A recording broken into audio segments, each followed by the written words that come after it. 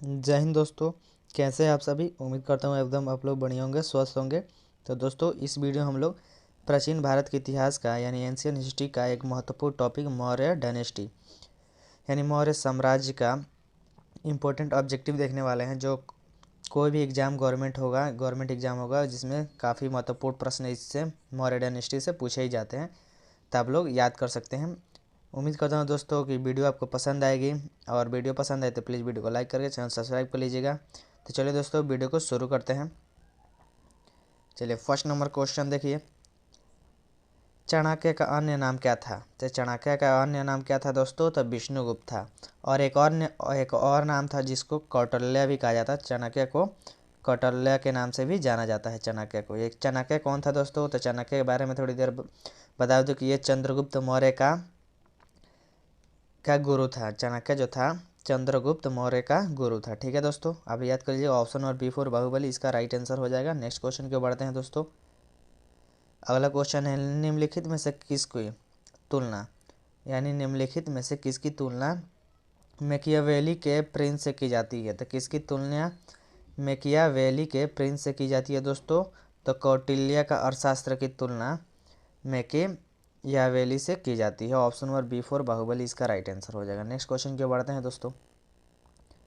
अगला number question है, वह शासक कौन था जिसने राज सिंहासन पर बैठने के लिए अपने बड़े भाई सुसीम की हत्या कर दी? तो अपने बड़े भाई सुसीम की हत्या करने वाला सम्राट कौन था दोस्तों? तो अशोक था। ऑप्शन नंबर ए इसका राइट आंसर हो जाएगा, assisting officer. Option number A.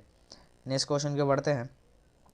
निम्नलिखित में सम्राट अशोक की वह पली कौन थी जिसने उसको प्रभावित किया था? तो उसको किसने प्रभावित किया था दोस्तों? तो ऑप्शन नंबर डी इसका राइट आंसर हो जाएगा, कारुवाकी थी। ऑप्शन नंबर D4 देवसेना इसका राइट आंसर हो जाएगा। नेक्स्ट क्वेश्चन के बढ़ते हैं। अशोक ने अपनी सभी अभिलेखों में एकरूपता से किस प्रकृति का प्रयोग किया है? तो अशोक का जो अभिलेख है उस एकरूपता से किस प्रकृति का प्रयोग किया गया है दोस्तों? तो अर्धमागधी का प्रयोग किया गया है। ऑप्शन नंबर ए इसका राइट आंसर हो जाएगा। नेक्स्ट क्वेश्चन के बढ़ते हैं। बिंदुसार ने विद्रोहियों को कुचलने के लिए अशोक को कहाँ भेजा था? तो अशोक को कहाँ भेजा था दोस्तों? तो बिंदुसार ने विद्रोहियों को कुचलने के लिए अशोक को तक्षशिला में भेजा था। ऑप्शन नंबर बी इसका राइट आंसर हो जाएगा। और तक्षशिला में अशोक विद्रोह को दबाने में सफल भी हुआ था। ठीक है दोस्तों, ऑप्शन नंबर बी इसका राइट आंसर हो जाएगा। नेक्स्ट क्वेश्चन के बढ़ते हैं। निम्नलिखित में वह व्यक्ति कौन है जिसका नाम देवान पियादशी भी था? द देवान पियादशी भी कौन सा सम्राट का नाम था दोस्तों? तो 7 का ऑप्शन नंबर 20 का राइट आंसर हो जाएगा, मौर्य सम्राट यानी चंद्रगुप्त मौर्य। ऑप्शन नंबर 20 का राइट आंसर हो जाएगा, B4 बाहुबली। नेक्स्ट क्वेश्चन के बढ़ते हैं। निम्नलिखित में से प्राचीनतम राजवंश कौन है यानी सबसे प्राचीनतम राजवंश कौन है दोस्तों? तो 8 का क्या हो जाएगा? सबसे प्राचीनतम राजवंश है मौर्य वंश। ऑप्शन नंबर ए इसका राइट आंसर हो जाएगा। कुषाण वंश गुप्त वंश से पहले मौर्य वंश आया था। ऑप्शन नंबर ए इसका राइट आंसर हो जाएगा। नेक्स्ट क्वेश्चन के बढ़ते हैं। कौटिल्य चाणक्य का किसका प्रधानमंत्री था? तो कौटिल्य जो चाणक्य के नाम से जाना जाता है, किसका प्रधानमंत्री था दोस्तों? तो चंद्रगुप्त मौर्य का प्रधानमंत्री था। ऑप्शन नंबर बी इसका राइट आंसर हो जाएगा।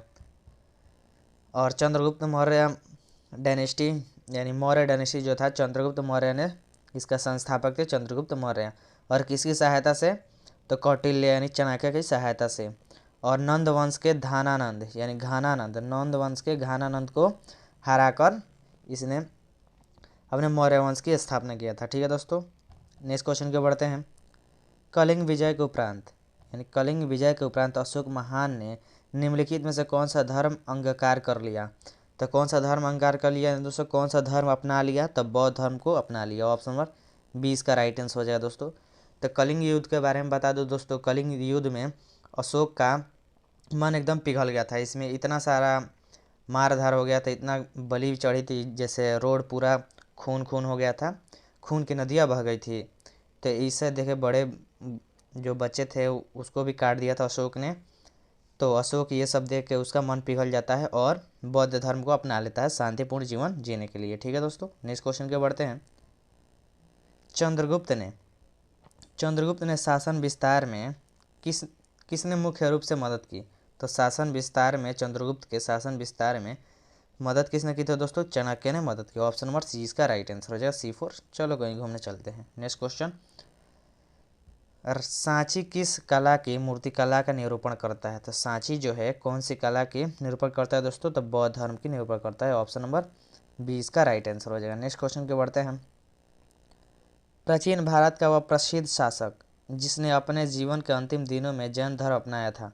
तो जीवन के अंतिम दिनों में जैन धर्म कौन अपनाया दोस्तों? तो चंद्रगुप्त मौर्य अपनाया था जैन धर्म। ऑप्शन नंबर ए इसका राइट आंसर हो जाएगा। और बौद्ध धर्म अशोक ने अपनाया था। ठीक है दोस्तों, ऐसे आप लोग याद कर सकते हैं।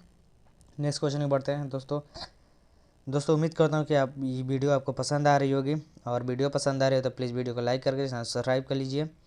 चलिए दोस्तों नेक्स्ट क्वेश्चन को बढ़ते हैं। मौर्य साम्राज्य की स्थापना किसने थी? तो मौर्य साम्राज्य की स्थापना चंद्रगुप्त मौर्य ने की थी दोस्तों, कौटिल्य की सहायता से। ऑप्शन नंबर 20 का राइट आंसर हो जाएगा। किसको पराजित करके दोस्तों? कमेंट करके बताइएगा किसको पराजित करके चंद्रगुप्त मौर्य ने मौर्य डायनेस्टी की स्थापना की थी। ठीक है दोस्तों, नेक्स्ट क्वेश्चन के बढ़ते हैं। मौर्य साम्राज्य में प्रचलित मुद्रा का नाम क्या था?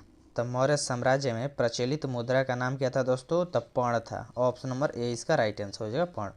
नेक्स्ट क्वेश्चन के बढ़ते हैं। निम्नलिखित में से कौन मौर्य वंश का शासक नहीं था?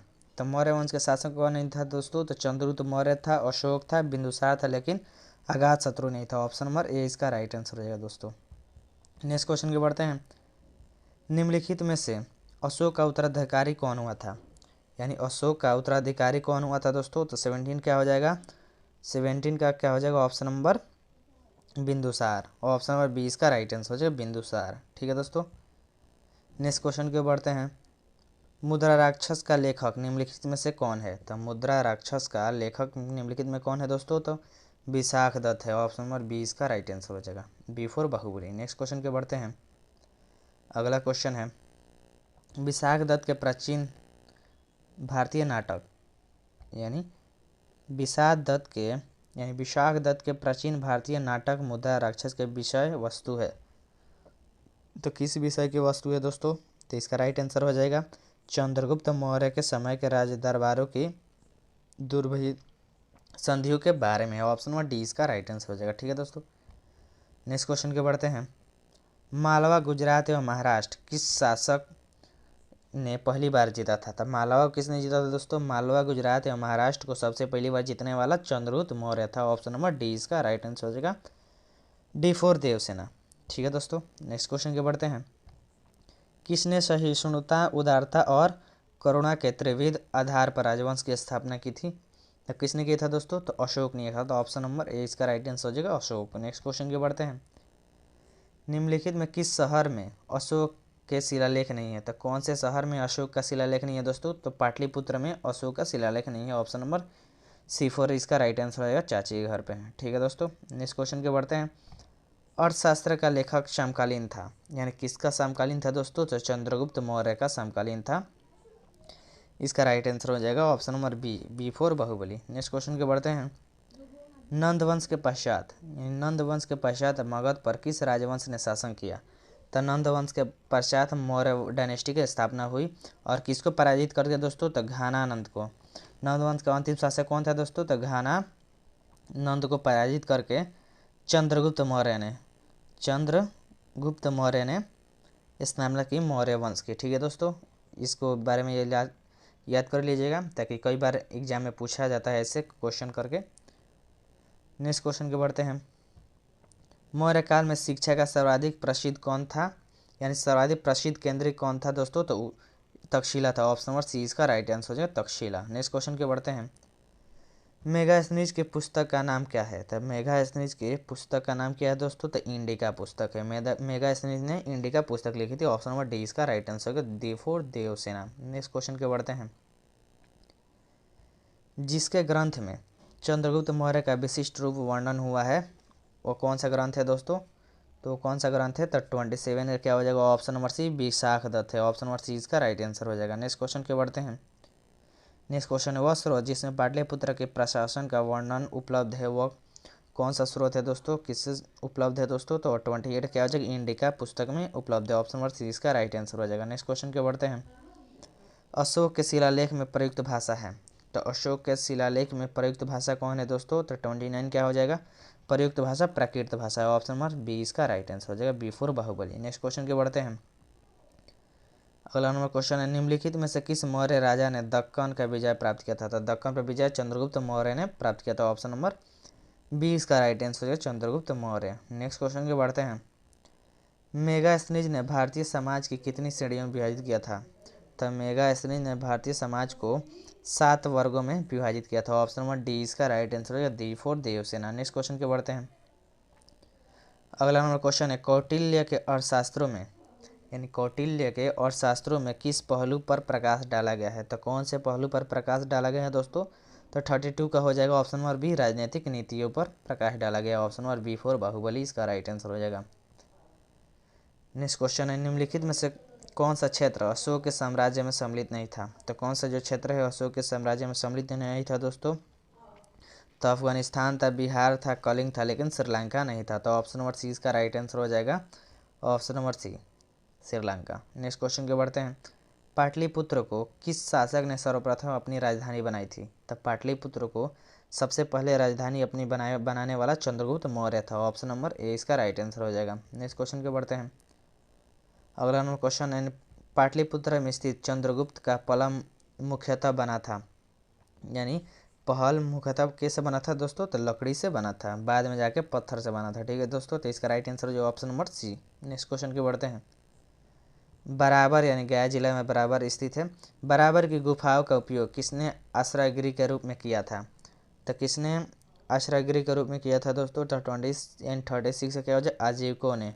ऑप्शन नंबर ए इसका राइट आंसर हो जाएगा।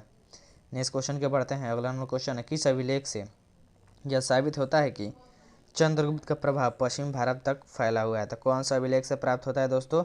तो रुद्रदमन या जूनागढ़ अभिलेख से प्राप्त होता है। ऑप्शन नंबर सी इसका राइट आंसर हो जाएगा। नेक्स्ट क्वेश्चन के बढ़ते हैं। केवल वह स्तंभ जिसमें अशोक ने स्वयं को मगध सम्राट बताया है, तो कौन सा स्तंभ है दोस्तों? तो भाब्रू स्तंभ है। Option number D for Devsena इसका राइट आंसर है। भाब्रू स्तंभ में अशोक ने एक ही जगह अपने आप को स्वयं को सम्राट यानी मगध का सम्राट बताया है। ठीक है दोस्तों, नेक्स्ट क्वेश्चन के बढ़ते हैं। सूची 1 को सूची 2 से सम्मिलित कीजिए। सूची 1 जो है, चंद्रगुप्त मौर्य, बिंदुसार, अशोक, चाणक्य गुप्त यानी चाणक्य सूची। सूची 1 है प्रियदर्शी और सेंटोकोटम, अमित्रघात, विष्णुगुप्त, ऐसे करके क्रम दिया हो गया है दोस्तों, तो आप लोग पढ़ लीजिएगा। तो ऑप्शन नंबर सी इसका राइट आंसर हो जाएगा। इसको स्क्रीन शॉट लेके याद कर सकते हैं या बाद में पढ़ सकते हैं। ठीक है दोस्तों, नेक्स्ट क्वेश्चन के बढ़ते हैं। नेक्स्ट नंबर क्वेश्चन है, प्रथम भारतीय साम्राज्य स्थापित था। प्रथम भारतीय साम्राज्य कहाँ पे स्थापित था दोस्तों? तो 40 क्या हो जाए, चंद्रगुप्त मौर्य के द्वारा प्रथम भारतीय साम्राज्य स्थापित किया गया था। ऑप्शन नंबर सी इसका राइट आंसर हो जाएगा। तो दोस्तों उम्मीद करता हूँ ये वीडियो आपको पसंद आई होगी, और इसी तरह वीडियो देखने के लिए चैनल सब्सक्राइब करें और नोटिफिकेशन को ऑन कर लीजिए, ताकि इसका जो भी वीडियो का नोटिफिकेशन हो सबसे पहले आप तक पहुँचे दोस्तों। तो धन्यवाद दोस्तों, यहाँ तक वीडियो देखने के लिए और ढेर सारा प्यार देने के लिए। धन्यवाद, मिलते हैं अगले वीडियो में।